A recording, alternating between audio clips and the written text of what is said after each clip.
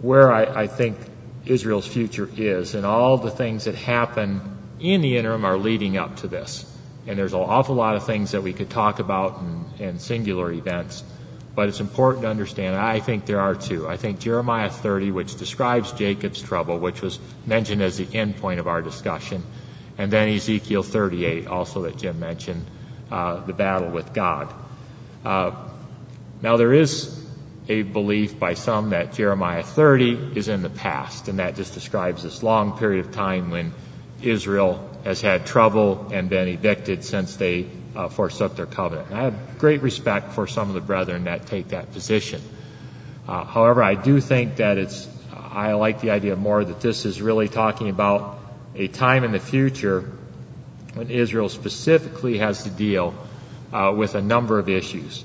A period of trembling and fear, I think, and all these things. I'm going to leave this slide, but I would summarize this Jeremiah 30 in this way. Jeremiah 35-7 doesn't detail why this period of Jacob's trouble is such a time of tribulation. The only clue we have in those verses is that God compares it to a woman in labor and also to a man in labor. Now that's interesting, or a man like a woman in labor. It's an unusual symbol, but I think that picture of sorrows and pains, labor and childbirth elsewhere helps us to understand what it portends. And we talk about that in many ways about the time of trouble. Paul uses that symbol in 1 Thessalonians 5, verses 1-3, to talk about the difficulties that the world experiences as it goes towards the extinction of all of our systems prior to the birth of the kingdom. And overall, I think this picture is one of anguish, sorrow, intensity, great discomfort, pain. That's the very things I was criticizing Jim for talking about. No, and I think in this case it applies, I think, interestingly enough, if you look at how this phrase appears through the Scripture, when it applies to God's enemies, the emphasis is clearly on the pain, the sorrow, the fear of what's ahead, like in Jeremiah 49:20-24. But when it's used in connection with Israel, like in Jeremiah 30, there's always a hope that this pain gets turned into joy, just like in a physical birth, where you have this pain and travail going through these periods of time, but eventually that child comes and everything turns to joy.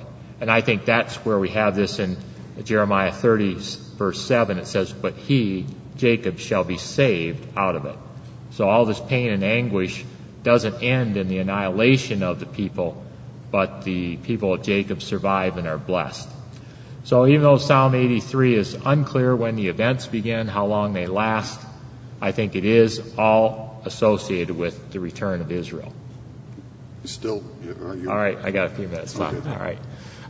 Let me skip through here. I've got some other things on here which we won't have time to get to, but it's really Zechariah 10:10, I think, talks about the attacks on Israel.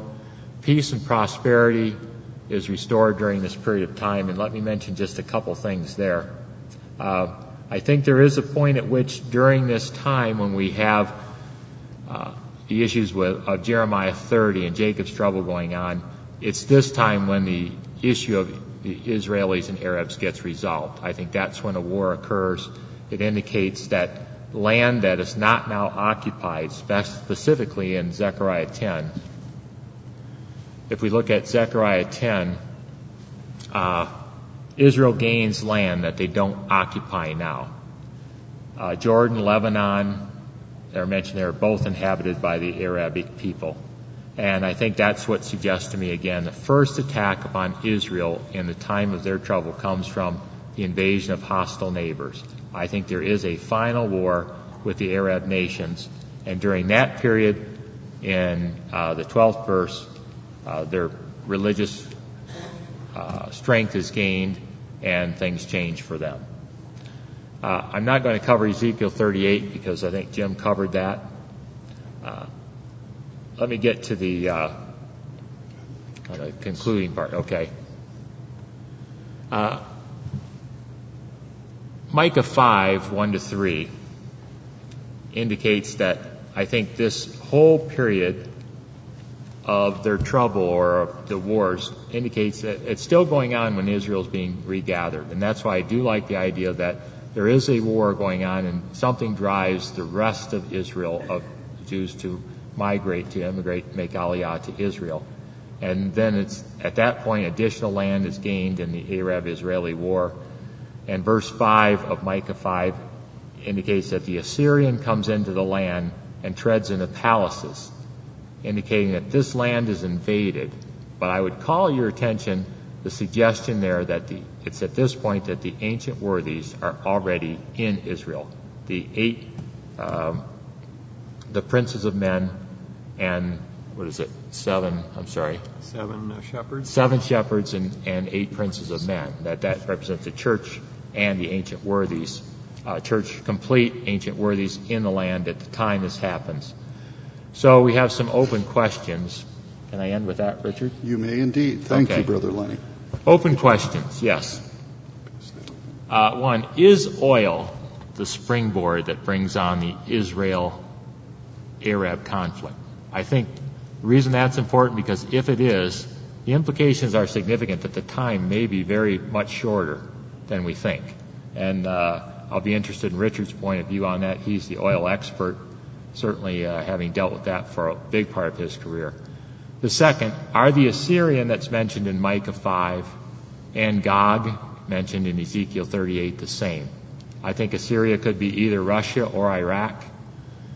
Does Gog invade the land in Ezekiel 38, or does he come to take a spoil?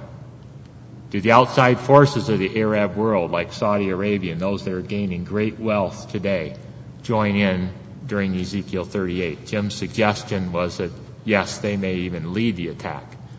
And then finally, does the attack of Ezekiel 38, or this Gog invasion, occur almost immediately after the heart of Jacob's trouble, which I think is the Arab-Israeli final conflict? So that should give you enough to think about and say, boy, Glenn, you're really off base with that. We are going to have the PowerPoint materials available. If the brethren wish, they'll be able to secure those as we follow up on this, because I asked both brothers to put down the questions that they thought would be most interesting for discussion. So I'm now going to ask Brother Jim to just list out his questions. They're up on the screen there. Okay. The first one, will all surviving Jews return to Israel? I do not know for sure, but based on Jeremiah 16:14-16, we asked the question, how many Israelites stayed in Egypt at the time of the Exodus? And yet what's happening today is to dwarf that. I can't rule out the possibility that they'll all go back. We expect, of course, that the youth primarily will go back. But we will see. Second, what realignment of nations remains before the northern bloc attacks Israel? And again, we have that in the contrast of the eastern bloc in Ezekiel 38, first 6 verses, versus the weakened western bloc in the 13th verse. And then finally, the question from Zechariah 14:2. Half the city shall be cut off. Will that be cut off in death, or will it be cut off, taken as prisoners?